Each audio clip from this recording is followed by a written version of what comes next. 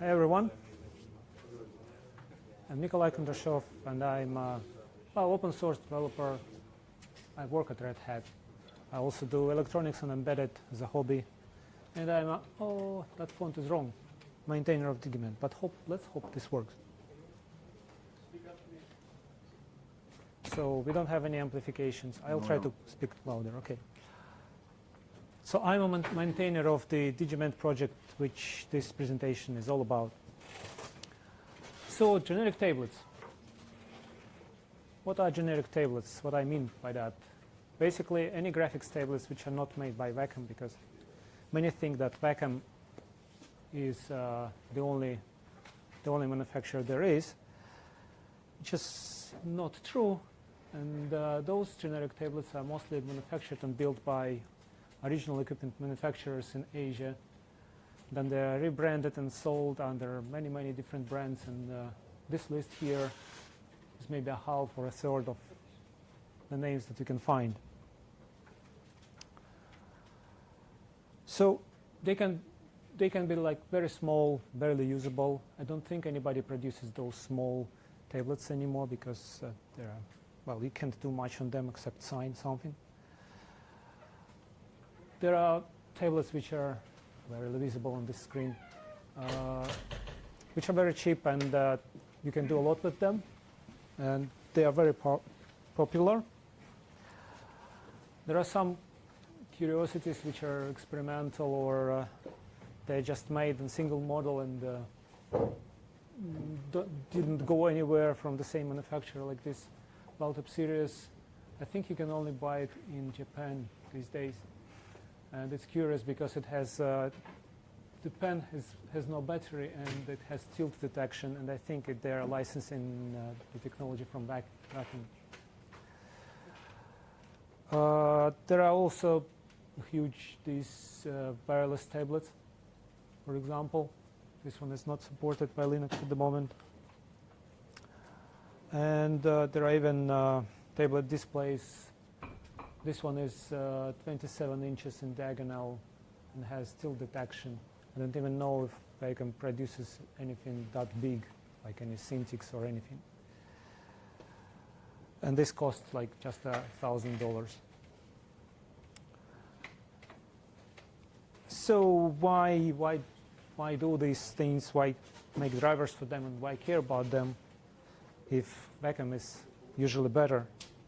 So the reason is that plenty of people can't afford Wacom, especially people in poor countries, and people who just try their hand or try to become an artist or just want to see what it's all about and see what will happen.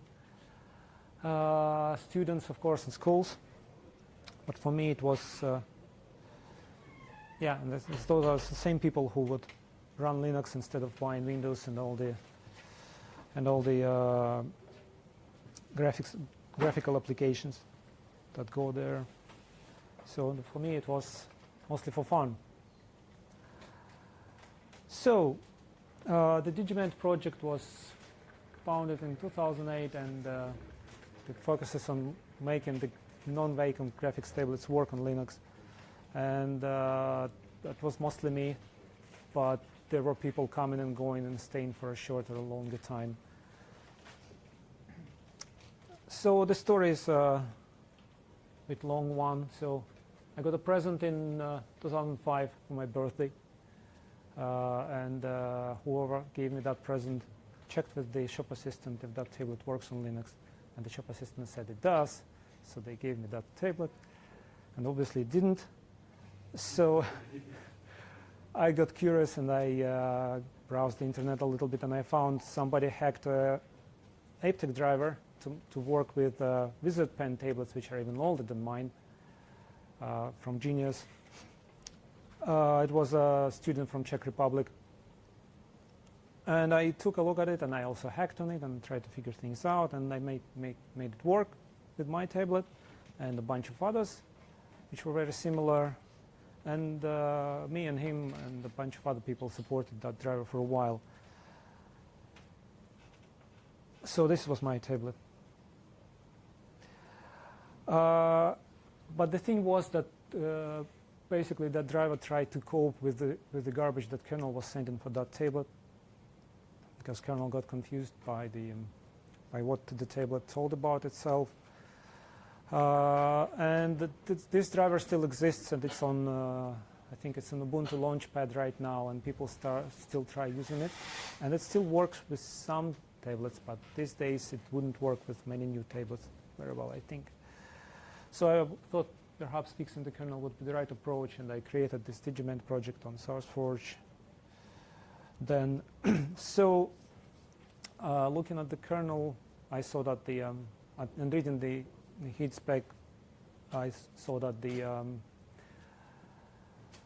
kernel was, some drivers in the kernel were basically just fixing up a little bit the report descriptors, which are supposed to define in which way the tablets report the events.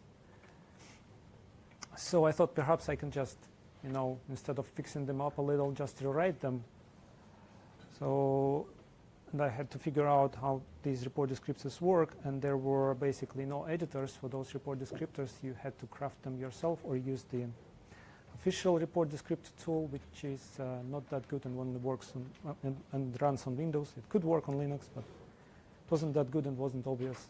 So by doing that tool, I learned a lot about report descriptors and was able to proceed. So I made also a bunch of tools to dump the data from those tablets, and I started hacking on the kernel.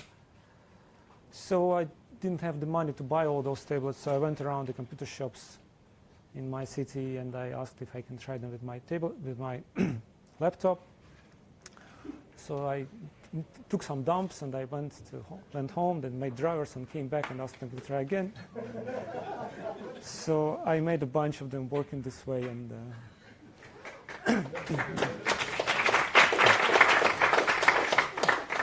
general advice on that thing, just go into a big shop, like MediaMarkt. I actually went to a MediaMarkt, or branch shops like the franchises. They don't usually care much. They say, like, I want to try this tablet. Can I try? And they have them on display, like lying there. So you just plug them in, or you can do it with another device, like any input device, most likely. So yeah. After this, I was publishing those kernel patches and saying that you can make them work this way. And I had to build my own kernels, or like put the patches out, because there was only that way. So people started coming asking if I can make other tablets work. And I talked to some people, like we exchanged emails and made them work. I sent them patches or upload the kernel somewhere, and they would test it, and then we would come back and then test it. It was obviously pretty tiring sometimes. I also wrote to the manufacturers of some of those, like the actual OEMs, and I got a response from Baltop, and they sent me 3 tablets. So I made drivers for those. In 2014, it became obvious that SourceForge wasn't a very good place to host your open source project anymore, and their servers deteriorated and was going down, so I moved to GitHub. And then a nice thing happened. The kernel started supporting out of 3 heat tablets, drivers, pardon, and I asked for a little bit more support so that I can do my thing with them.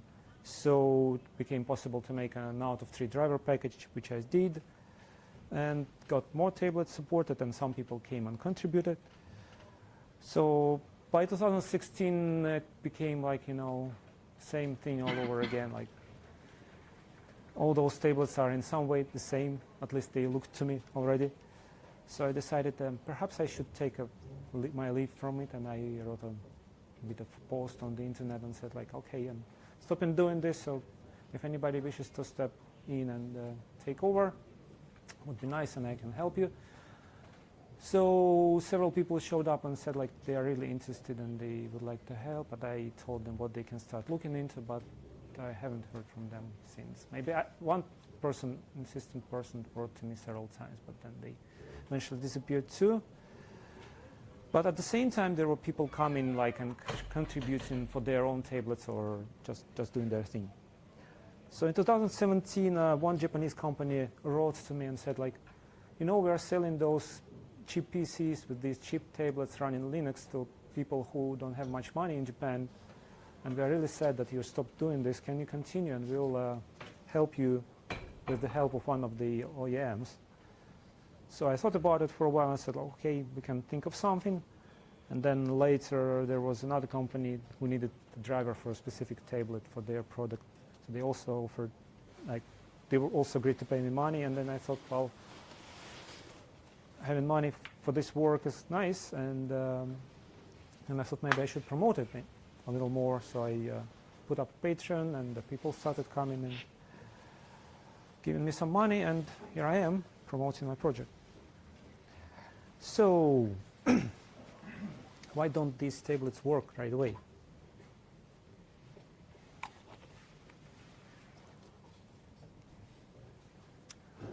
So first of all, most of the manufacturers, they care about Windows only, obviously, and Windows generic human interface device driver doesn't work exactly like the one in Linux. And it's not that good in some respects, I think. The human interface device specification is complex and vague, and it's doesn't help very much people who just want to make a device or write drivers just like from nothing. And the OEMs have no time for that, especially those in Asia. They just want to push the devices and make them as good enough to be sold to Windows users. And there's also the idea in the Linux community that Wacom is the only graphics tablet there is.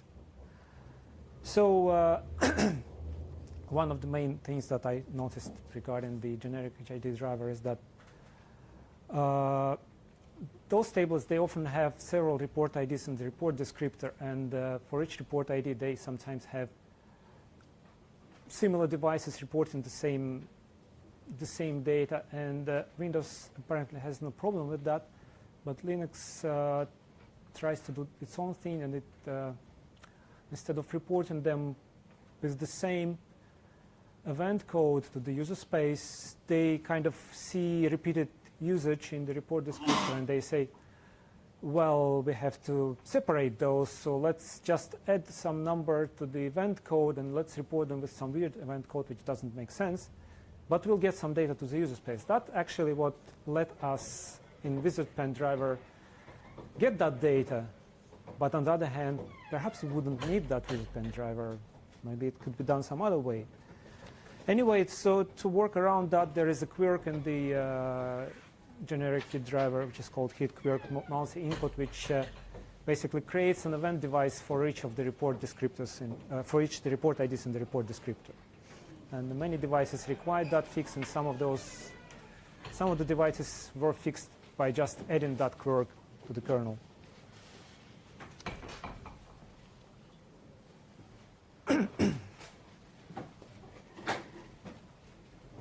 So what I noticed in the report descriptors of some of those tablets as they became bigger and bigger and they gained resolution is that the manufacturers started limiting the logical extents to 16-bit signed integer. So they don't go higher than 32K. And that was repeated across several models. So I suspect there is some problem with the default, with the generic HID driver in Windows, which prevents them from using 32 bits integers, which are, you can do that in the report descriptor. And if you want to have a higher resolution, you will have to, therefore, write a custom driver, because the generic HID driver cannot handle that, apparently. So then there's the human interface device specification, and it's 97 pages of description of the report descriptor language, which allows you to specify which bits will mean this or that and how to parse that data. It is rather vague again, and it's you should know how to use it before you can do something with it.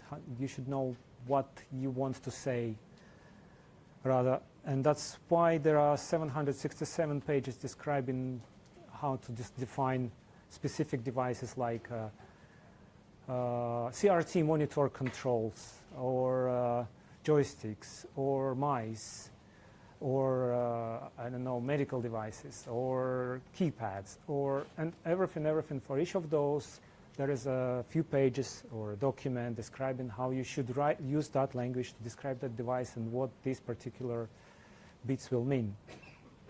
So 8 of those pages define digitizers or graphics tablets, which is not much if you consider that 3 of them are examples of report descriptors.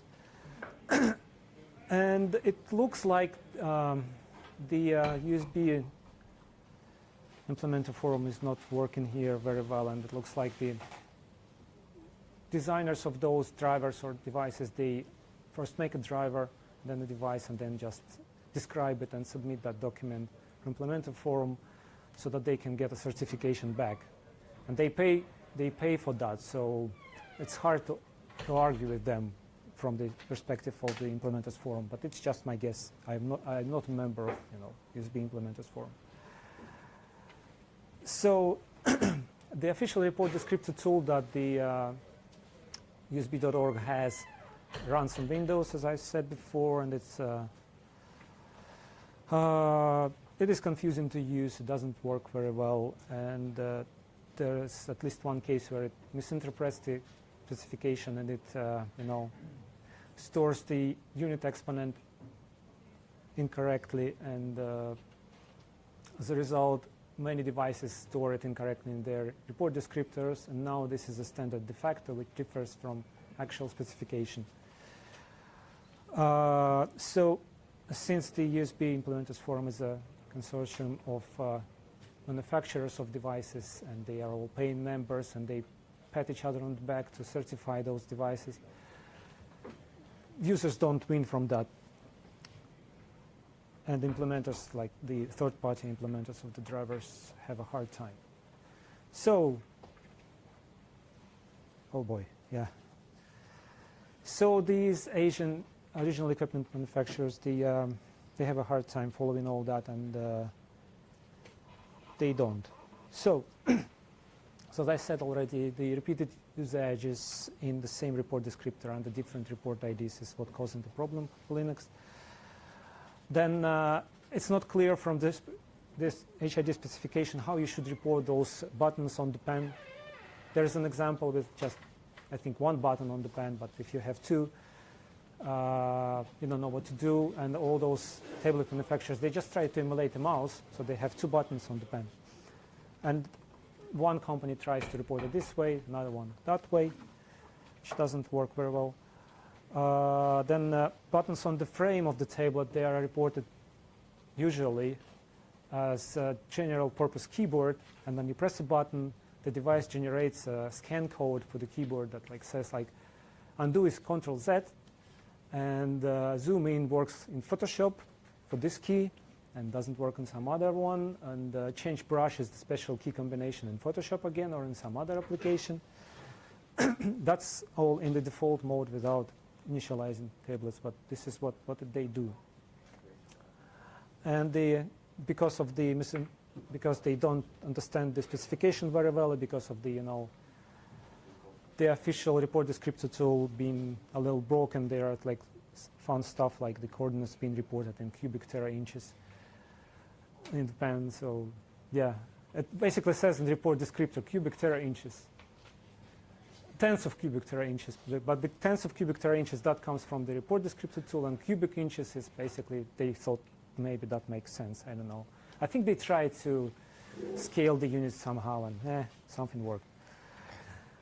And but then some people just give up and they say, oh, I don't care about report descriptors, just stuff it with vendor usages, vendor stuff, and everything. They just don't make sense to HID driver at all.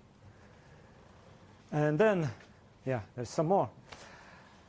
So tablets in the default mode, when you plug your tablet in, they become crippled or useless because they require initialization to get the full resolution, to get the buttons reported not as scan codes but as generic buttons. And you can some of those manufacturers, they use some sane methods like send a feature report, that at least something that would be according to HID specification. But some others like UC Logic, you have to request a string descriptor, and in response you get binary data instead of a string, and in that binary data you have the tablet logical extents, resolution, number of buttons, and all that stuff. And you can request other string descriptors and you get model numbers and something like that. And also when you get the report descriptor with the parameters, you somehow enable the tablet in the fully functional mode. And after you, some of those tables, after you initialize them, they start reporting the full data and everything, but it is no longer in the format which would be suitable for describing with the report descriptor. So it's not any longer according to HID specification. So the mentality of Wacom is the only graphics tablet leads to people not testing any other tablets. And I've seen applications, toolkits, and drivers getting broken over time in various aspects with those tablets. And the tablet which has tilt detection, basically the stack, when I got to the first one, the input stack wasn't prepared for anything except Wacom, and the whole stack didn't actually care about what those numbers were regarding tilt, and they just somehow adjusted their applications and everything. And when I asked around, what does that mean? And everybody said, well, I don't know, maybe angle, maybe something. And I actually tried to measure input from one of the Wacom tablets, and it was interesting because there was certainly some processing done somewhere on the way in the Wacom stack, and I had to adjust the input from that one tablet which reported tilt to look like Wacom so that it would work. Then there is this GNOME Wacom tablet configuration tool, and already by the name you know where that is going. There is no generic, just a tablet configuration tool which is any good, only Wacom. And another problem with it is that it uses libwacom, which doesn't want to work with tablets that just come through the door and say, hi, I'm the new tablet. You have to add an entry to the library database so that it would recognize the tablet and allow you to configure it. Even if you use the Wacom driver on top of the kernel driver, like the Wacom Xwork driver, it will still say, I don't know anything, there is no tablet connected. But you can configure that tablet then using the command line tool, which is not convenient for everyone. So if you work on any of those, on a driver or on an application or on a toolkit, get a couple of those tablets and just keep them around and test from time to time. It will help.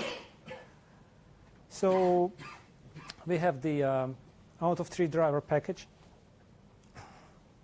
which is called DIGImend kernel drivers, and it's very nice to have that because it's much easier to get it to users, and for users it's much easier to install it than a full kernel or patches to the kernel. And it's faster to develop, and it's also easier for people who never coded for kernel, just get it and start hacking at it and just say make and make install, and then you can play. It is a bit of a hassle to sync with upstream because some parts have to be different.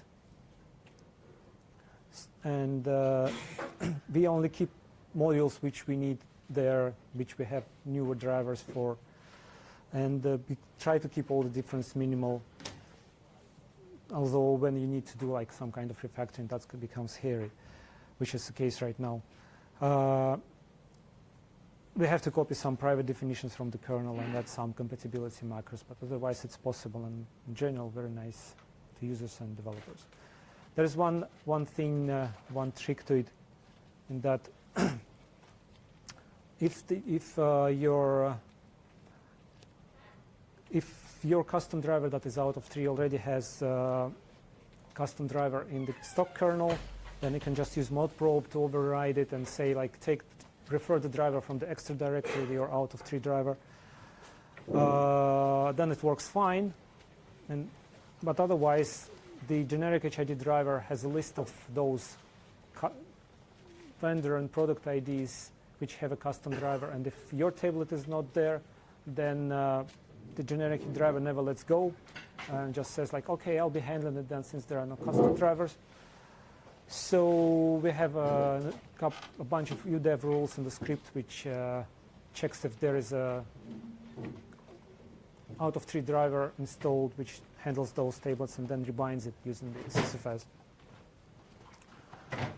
So, make them work.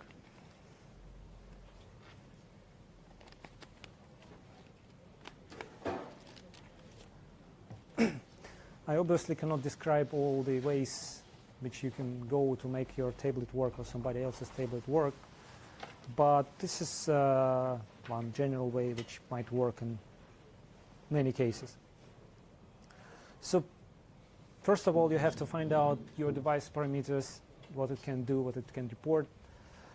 Then you have to figure out if there is any initialization necessary, and then go back maybe one step and then repeat. Then I would recommend going with writing report descriptor instead of creating all the event codes for yourself and the driver. And you might need to tweak some input bits so that they would fit the report descriptor better and the kernel events, tidy up event devices, and contribute. So here's in detail. So to find out device parameters, you can just dump the reports that the tablet sends and see what the possibilities are, what happens when you press this button or that button and move your pen this way or that way or press it and everything. That's very interactive and helps a lot. This way you can find the maximum minimum coordinates and the pressure range and the tilt if your tablet has it. If this tablet will require initialization, then you might have problems like your resolution will be limited and your range that you find this way will be different. Then you need to do initialization and then check it again, and then also read the seller or manufacturer specs, because they might sometimes be different with what you see because you haven't initialized it or missed something, but they can sometimes be different because manufacturer is a little bit, like with the pressure, resolution, and sometimes, or some things happens. And then you will need also to find the drawing area size so that you can derive the resolution from that. The physical resolution, how many lines. So here's an example of the dump made with USB heat dump on the for a Xeon tablet in default mode. As is, you would plug it in without a driver. And you can see that the pen events are reported with report ID 9. And there are buttons reported. It's like this one here, if you can see it. One here is basically meaning that it's the pen tip is on the tablet and touching and pressing, but there is no proximity bit. The tablet basically doesn't save when pen comes close to the tablet, and the tablet can start reporting valid data. And that is important for many drivers right now. Earlier, the graphics stack and the whole input stack used to work with just the tablets without proximity reports, but nowadays I hear reports that it doesn't work anymore. Okay, something got messed up. But okay, so you can see there are X coordinates, Y coordinates, and the pressure. That is pretty easy, but you have to remember that this is all little endian, so the lowest byte comes first.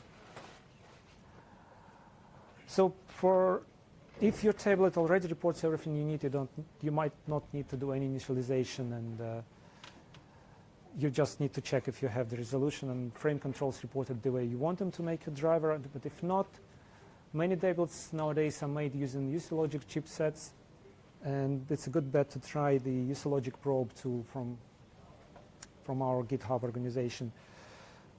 And if it gives you any meaningful results, and if you see that the reports change after you run this tool, that means you're in luck. And if that doesn't happen, you can try the Valtop and Kai methods, which I haven't seen quite a while, so probably they are not used anymore by anybody.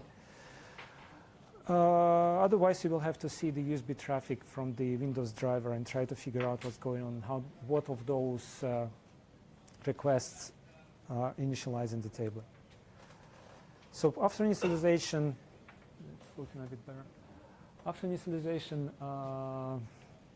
you might see completely different. Well, slightly different picture in this case. You see, for example, for another Xeon tablet, but it's similar for many of them.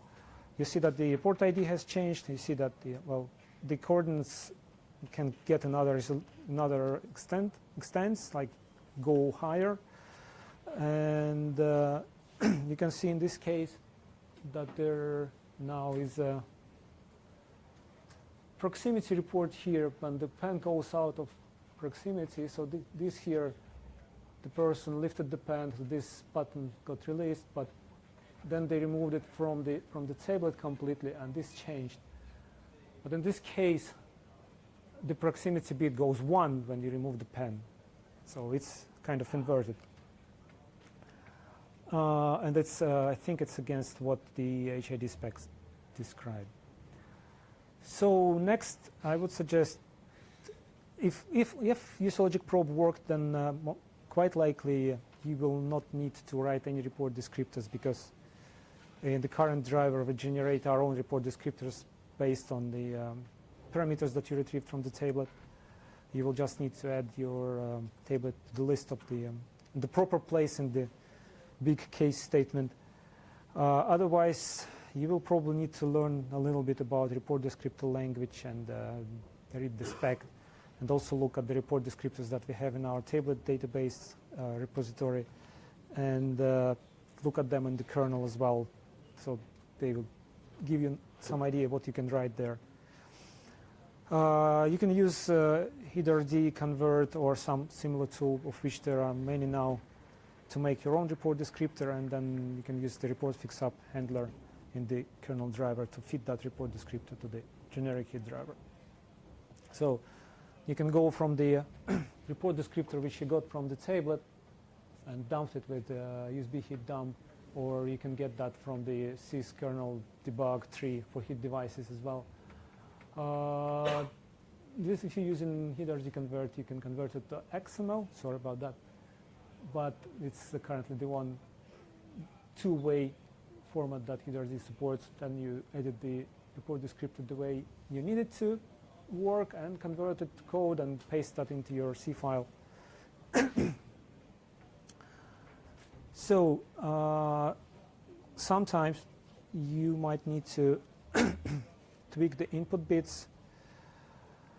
For example, some tablets can report garbage when you remove the pen from the surface far enough, or for the pressure fields, or some of the tables can start reporting the data in the way which is incompatible with HID specification. You can't write a report descriptor for that. So one way that we did before was to create an extra report descriptor and then change the report ID on the fly, so that kernel thinks that there is a separate report ID, and then we can write a separate piece of report descriptor for that. Or if in the case of Altop series we needed to translate the tilt reports, and that's where you can do it. Or like invert that in range bit that we just saw. So it would be nice to users if you could, for example, mask out the interfaces that don't produce anything. Some tables have like 2 or 3 interfaces, but actually use only 1 or 2. Maybe those other interfaces are for something else, which we didn't figure out. But then if you leave them be, they will create an input device which never produces anything, and then users get confused. So if you return inodef for those devices in the probe handler, then that device will not appear. Then you can modify device names, event device names in the input configured handler, which we do for useLogic tablets, so that your device names will correspond to what they represent, like here. So it can look like this. So user opens GIMP or any other application, and he sees a bunch of input devices named like this. And which of those will be pen, you don't know. They'll have to go through and click all of them and figure out which one will work. And then some of the application got confused. They tried to match the device by name, I think it was at some point. So if you mask some of them out and then use that handler to add a little bit of clarification to the device, that would be of much help. So you can contribute to DIGImend kernel drivers when you make your tablet work, and this way you get feedback faster and get the users faster, and they'll generally be able to make your driver faster. You can contribute to the kernel directly, of course, but in either case you will need to follow kernel coding style and keep changes and commits nice and clear and logically separate. So, and there are those little thingies on the tablet, and I had users ask me many times, these don't work, or how do I make them work? So normally those are not actual buttons there. It's just an area on the tablet which the Windows driver sometimes can handle and like emulate shortcuts in Windows to make that work, or let you assign some shortcuts to that. I think they are genuinely useless because you cannot feel them on the surface of the tablet compared to those actual buttons there. So you'd have to look on the tablet and then look on the screen and on the tablet to see what's going on. So don't bother about those. Those are just gimmicks that manufacturers put like to sell more tablets. So that's all, I think, except if you really want to, you can become my Patreon supporter and get those nice stickers here right away. So thank you, everyone. Yeah.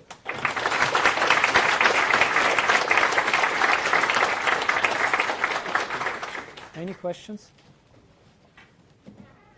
Yes? Do you actually have time to use those tablets by yourself, or is it only coding to make them work? No, I used my tablet several times after I made the driver work, and I tried to draw, but I'm not a professional artist or anything. So I found making drivers more interesting. Yes? Your driver, what fraction of things actually work at the moment? Because you've got a list presumably, so we can check first and then buy stuff that works. Yeah, there is this website here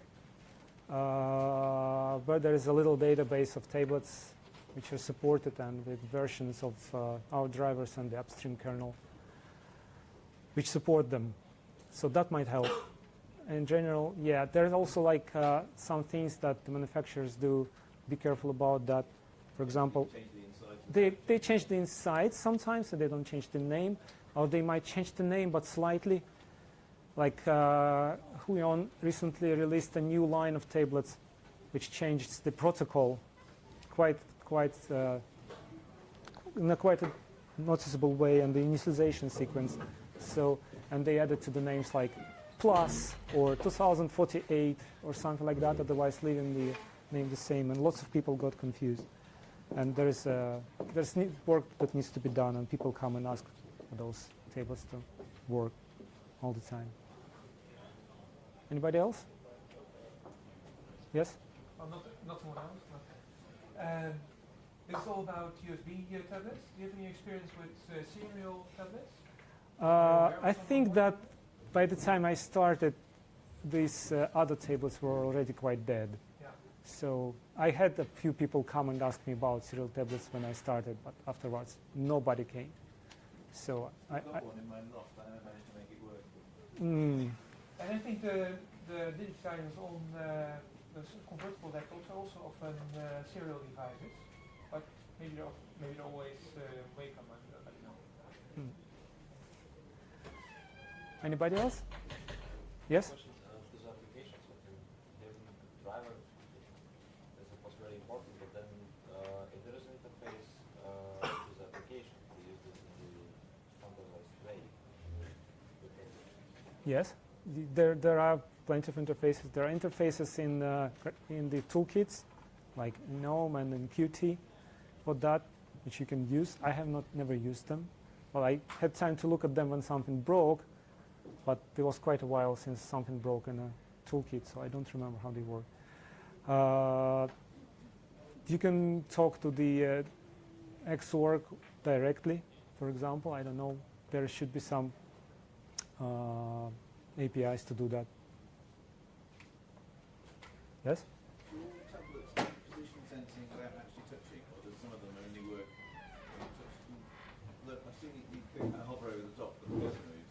Yeah. and then you press, but they all do that like that. The most tablets detect the pen when you hover, and you don't touch that to move the cursor. And some drivers, like the lib input driver, for example, recently at least added a filtering of very slight touch, and it doesn't register. If you touch the surface a little, it doesn't register a button click. So you can kind of drag it a little bit and then press harder to make it work. Anybody else? Okay, thanks everyone.